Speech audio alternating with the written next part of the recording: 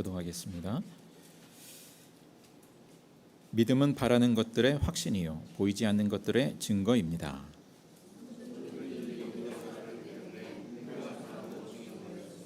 믿음으로 우리는 세상이 하나님의 말씀으로 지어졌다는 것을 깨닫습니다. 보이는 것은 나타나 있는 것에서 된 것이 아닙니다.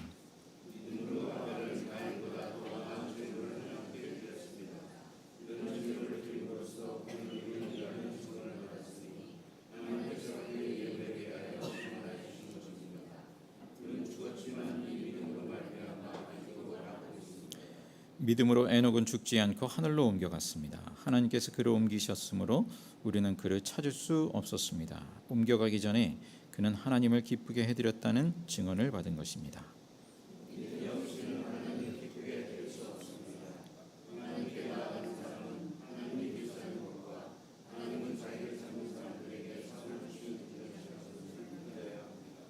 함께 읽습니다.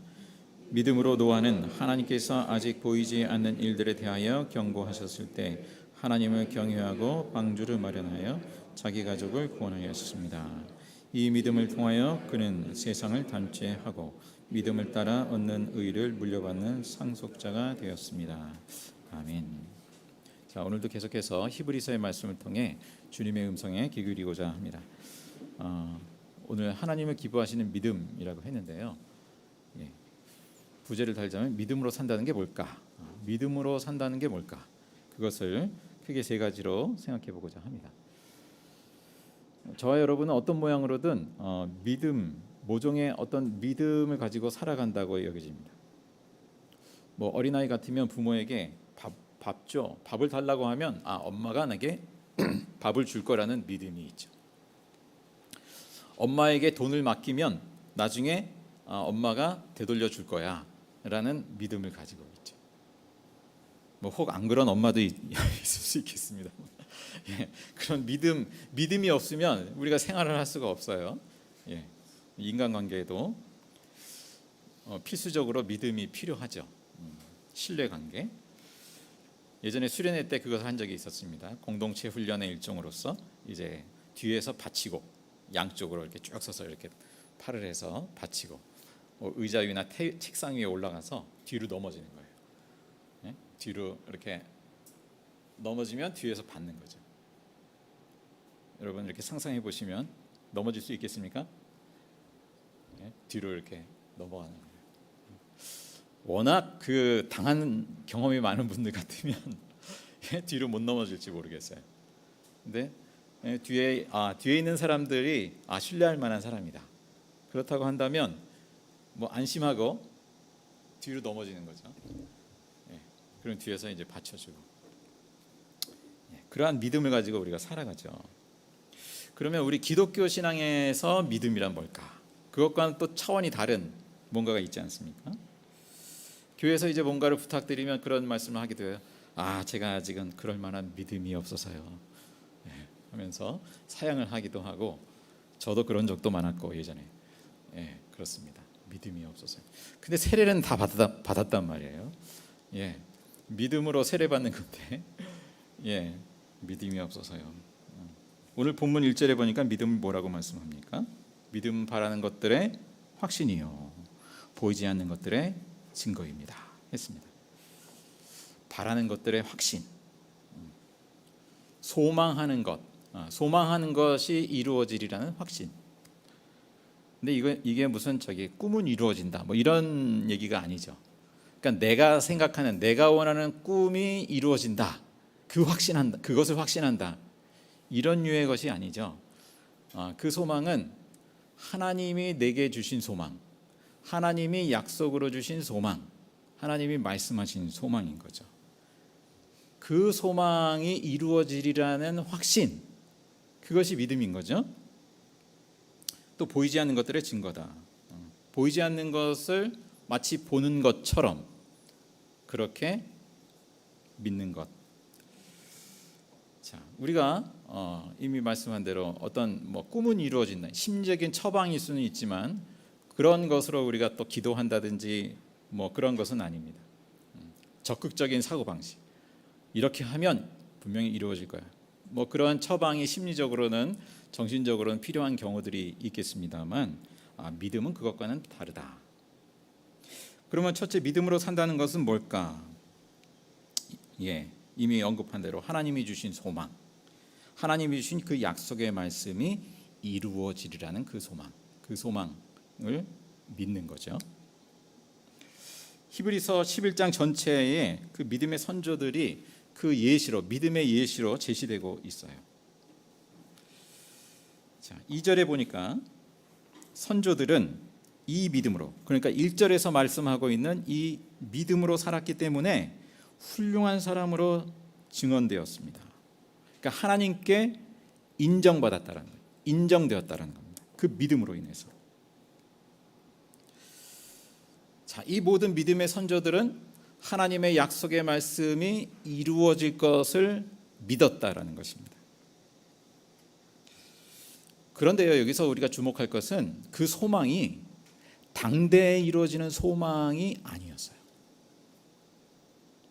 그러니까 이 믿음의 선조들이 믿는다고 할 때 그 믿음의 그 소망으로 바라본 것은 당대에 완성되는 것이 아니었어요. 13절을 넘어가 보십시오. 성경을 가지고 계신 분들 13절을 보시면 이렇게 말씀하고 있어요. 이 사람들은 모두 믿음을 따라 살다가 죽었습니다. 그들은 약속하신 것을 받지는 못했지만 그것을 멀리서 바라보고 반겼으며 땅에서는 길손과 나그네 신세임을 고백하였습니다. 자, 하나님이 주신 약속을 그 약속 중에서는 성취한 것도 있지만 그 궁극적인 성취는 살아생전에 맛볼 수 없었어요. 그럼에도 불구하고 믿음으로 그 약속의 성취를 멀리서 바라보면서 믿음으로 살고 인내하면서 살았다는 것입니다. 우리는 사실 이렇게 믿습니다 하면서 눈앞의 것에 급급하는 경향이 있죠. 눈앞의 소망을 이루어지기를 원해요. 우리 살아생전에 성취하는 것에 어떤 소망을 두고 사는 경우가 많습니다만, 물론 그것도 기도합니다만, 이 믿음의 선조들이 보여주는 그 믿음이라고 하는 것은 우리의 생 너머에 있는 궁극적인 소망을 바라본다는 거예요. 그것을 믿음으로 붙들고 오늘을 살아간다는 것입니다. 그렇게 그들은 그 믿음으로 훌륭한 사람이다, 그러니까 하나님께 인정받는 사람이다, 일컬어졌다는 것이죠. 자, 세상에서는 훌륭한 사람이다, 인정받는 사람이다라고 한다면 뭐가 있겠습니까? 어떤 업적을 이뤘다든지, 사람들이 인정할 만한 능력이 많다든지, 선행을 많이 쌓았다든지. 그런데 히브리서 11장에 열거한 믿음의 선조들은 그러한 세상의 인정과 그 기준과 꼭 맞아떨어지지 않아요. 또 특히 이제 뒤에 쭉 보면 그 선조의 대열에 창녀 라합도 있어요. 또 삼손도 있어요. 삼손이 그렇게 인격적으로 그렇게 훌륭해 보입니까? 그렇지 않잖아요. 그런데 그들은 결정적인 때에 하나님께 소망을 두고 하나님 편에 섰단 말이에요.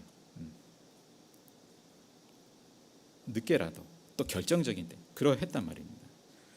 하나님께 소망을 두고 하나님의 약속의 말씀에 소망을 두고 살아간 사람들. 자, 두 번째, 믿음으로 살아간다는 것은 뭘까? 믿음의 눈으로 세상을 인식한다라는 겁니다. 믿음으로 세상을 인식한다. 3절입니다. 3절 다시 한번 읽겠습니다. 시작. 믿음으로 우리는 세상이 하나님의 말씀으로 지어졌다는 것을 깨닫습니다. 보이는 것은 나타나 있는 것에서 된 것이 아닙니다.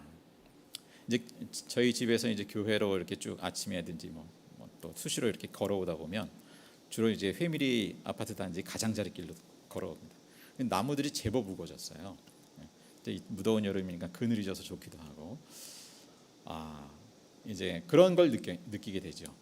야, 이런 식물들이 또 거기 매미가 요즘 얼마나 울어댑니까? 또 새들도 있고 새소리도 나고, 이러한 모든 생명, 식물, 동식물들이 이렇게 하나님의 손길로 너무나 신비롭게 이렇게 자라나는구나. 하나님의 어떤 창조의 어떤 손길, 그것을 느끼는 거죠. 그런데 사실 이제 어떻습니까? 과학의 눈으로 또 일반 사람들의 눈으로 보면 그냥 자연 이렇게 읽었지 않습니까? 스스로 그렇게 되었다. 우연치 않게 그렇게 되어 왔다라고 인식을 하죠. 뭐 그렇게 인식하면 그런 눈으로 이제 볼 거예요. 그런데 믿음으로 산다는 것은 믿음의 눈으로 그렇게 세상을 인식한다는 거죠. 전혀 다르게 인식하죠. 하나님이 지으신 세상으로 인식하지 않습니까? 그런 점에서 하나님이 이 모든 것들을 통해서 우리 생명을 먹여 살리시는구나. 생명이 있게 하시는구나. 우리를 돌보시는구나.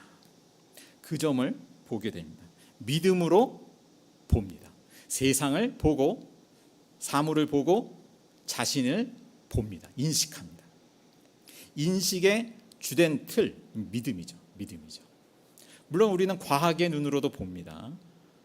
믿음으로만 본다고 해서 과학으로는 보지 않는다라는 것이 아니죠. 믿음과 과학은 대척점이 아니죠. 과학의 눈으로 보는 것을 통해서 우리는 하나님의 창조 세계가 굉장히 섬세하고 아주 오밀조밀하게 치밀하게 이렇게 이루어져 있구나라는 것을 더 잘 알게 돼요. 어쨌든 우리는 과학의 눈으로만 보지 않고 믿음의 눈으로 세상을 인식한다라는 것이죠. 뭐 우리가 이제 과학에서는 뭐 그렇게 얘기하죠. 처음 우주가 어떻게 생겨났느냐? 빅뱅에 의해서 생겨났다. 그렇게 가정할 수 있죠. 과학은 어떤 그 뭐랄까 입증 가능한 것들을 제시하지 않습니까? 입증 가능하지 않으면 과학의 영역이 아니지요. 그러니까 태초에 하나님이 천지를 창조하시니라. 오늘 성경에 이제 창세기 1장에 말씀하는데 그것이 아주 기본적인 믿음인데요. 믿음의 출발점이라고도 할 수 있고. 근데 그것이 어떻게 이루어졌을까? 과학은 빅뱅에 의해서 이루어졌다. 이렇게 얘기를 합니다. 그거는 뭐 우리가 이제 열어놓고 받아들일 수 있죠. 그럴 수 있겠구나. 그런데 그렇게 빅뱅이 이루어졌다고 한다면 그것이 왜 이루어졌을까? 그 원인이 뭘까? 그리고 우주는 결국 어떤 쪽으로 흘러가는 것일까? 그 목적은 무엇일까? 이런 주제는 과학의 영역이 아니죠, 사실은. 반복 가능하게 입증할 수 있는 그러한 실험에 의해서 어떤 경험에 의해서 반복 가능하게 입증할 수 있는 데이터로 말할 수 있는 그 영역이 아니면 과학의 영역이 아니죠. 생명의 기원에 대해서 생명을 우리가 과학을 통해서 아주 상세하게 들여다보게 되지만 왜 생명 현상이 이렇게 일어날까? 왜? 그것에 대해서는 과학이 말해주지 않아요. 그것은 믿음을 요구하는 영역이죠. 자, 우리는 믿음으로 살아가고 믿음의 눈으로 세상을 인식합니다. 창세기 1장에서 우리가 보듯이 창세기 1장에서 우리가 과학을 보는 것은 아닙니다. 어떤 역사적인 실증적인 역사를 보는 것이 아니에요. 창세기의 목적은 거기에 있지 않아요. 어떤 메시지를 신앙의 메시지를 전하고자 하는 것이죠. 그래서 우리가 창세기 1장, 2장에서 보는 것은 어떤 과학적인 진술을 보는 것이 아니라 이런 메시지가 담겨 있구나. 모든 사물을 그야말로 모든 이 세상의 모든 것을 하나님이 창조하셨구나. 그 모든 것은 피조물이다라는 선언을 하고 있는 거잖아요. 고대 사회 또 현대에 이르기까지 피조물을 다 숭배하고 살더라는 거죠. 피조물을 숭배하고 사는데 그것은 숭배의 대상이 아니다. 하나님의 피조물이다. 또 사람도 하나님의 형상대로 지음받은 존재, 왕으로 여겼거든요. 고대 사회 왕은 하나님의 형상을 담은 그런 존재. 너희들은 아니야. 일반 사람들은 아니야. 오직 그 왕의 아들. 뭐 이렇게 주장한단 말이에요. 그렇지 않다. 모든 사람들이 남녀노소 할 것 없이 다 하나님의 형상대로 지음받은 존재다라는 선언을 하고 있는 것이죠.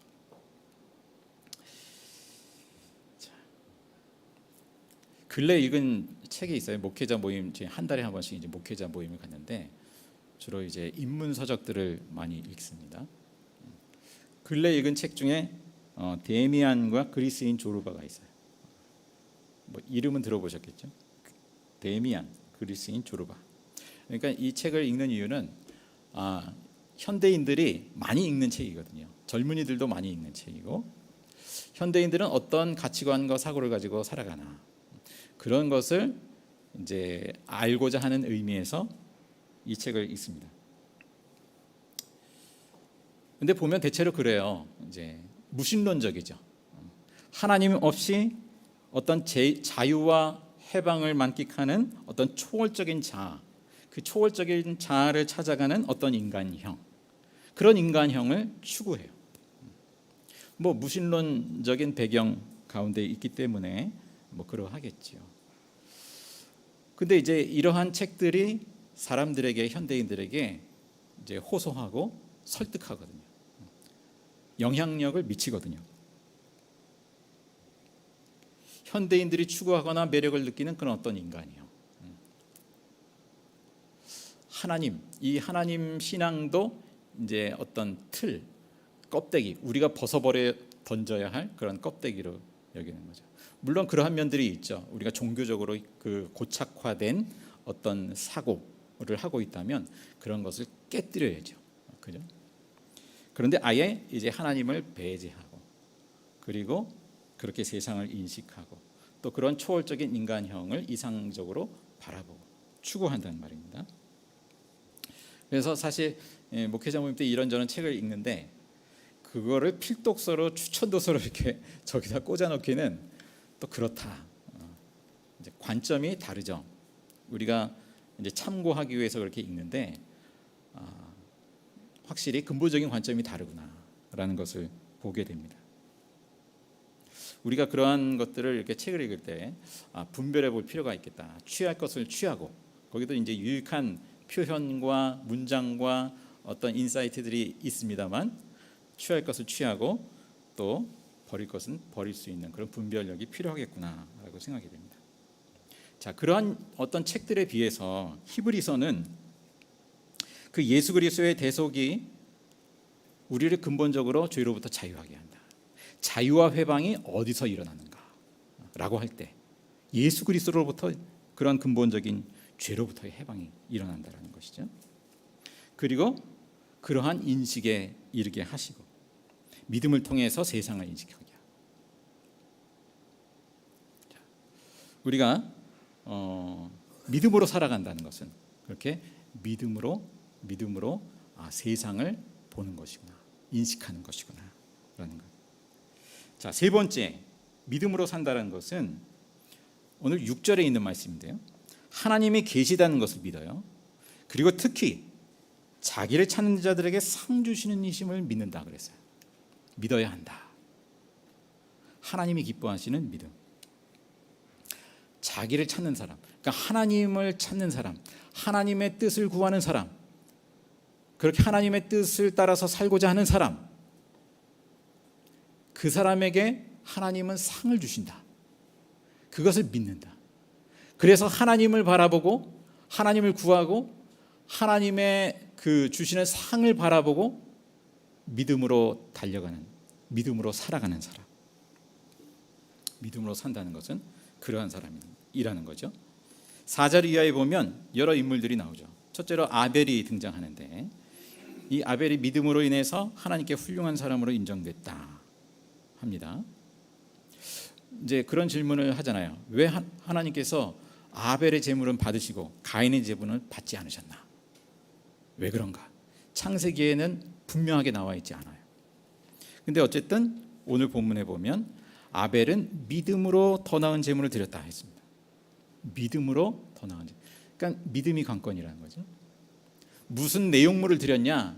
이것이 관건이 아니고 믿음으로 드렸다. 우리가 뭐 헌금을 하든 봉사를 하든 또 사도 바울이 고백하듯이 믿음으로 하나님이 기뻐하시는 산제물로 드리라 했는데, 믿음으로 드리는가? 우리가 믿음으로.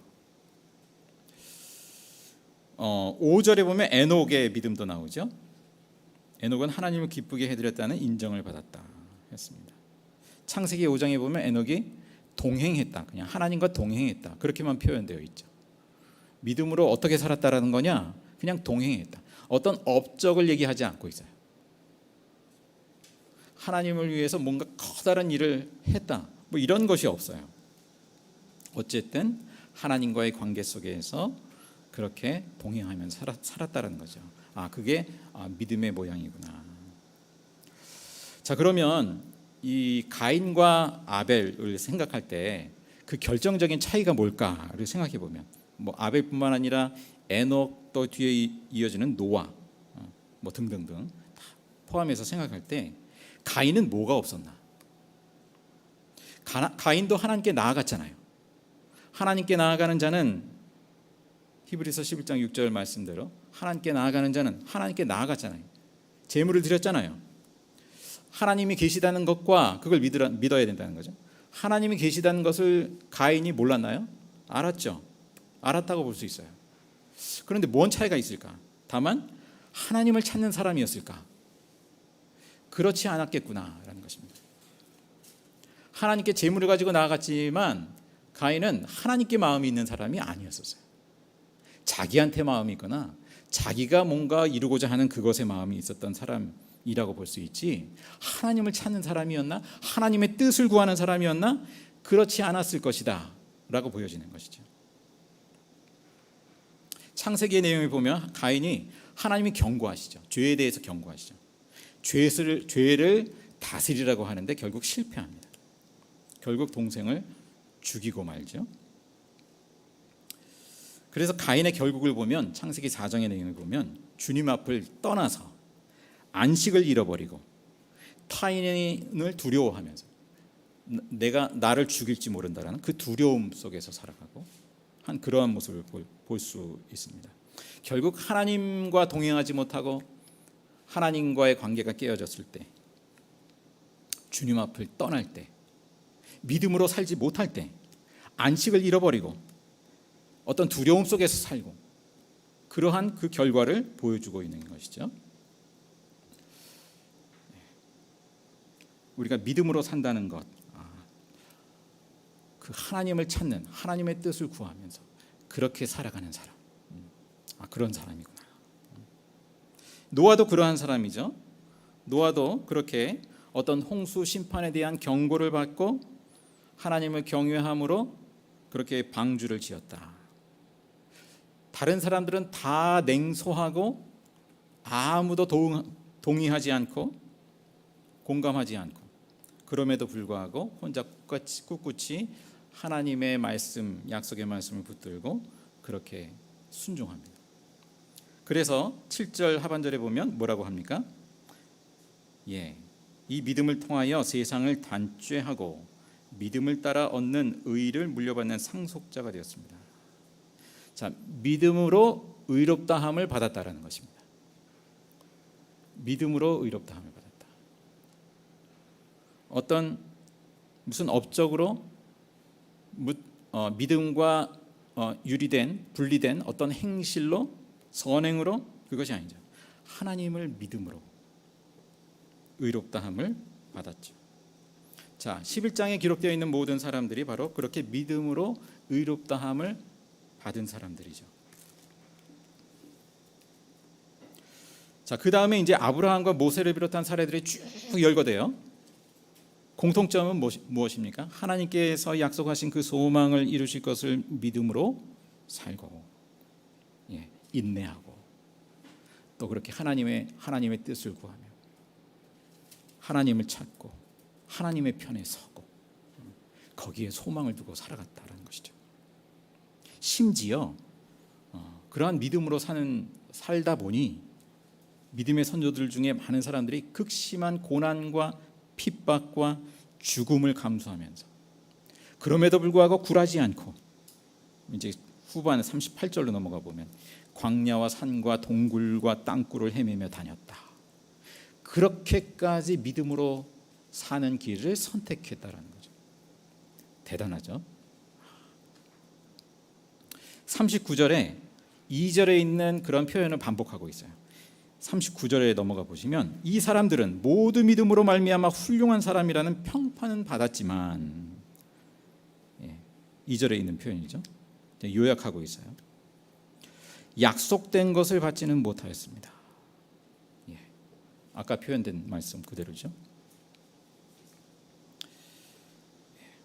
약속된 것을 받지 못함에도 불구하고 믿음으로 살아간 사람들.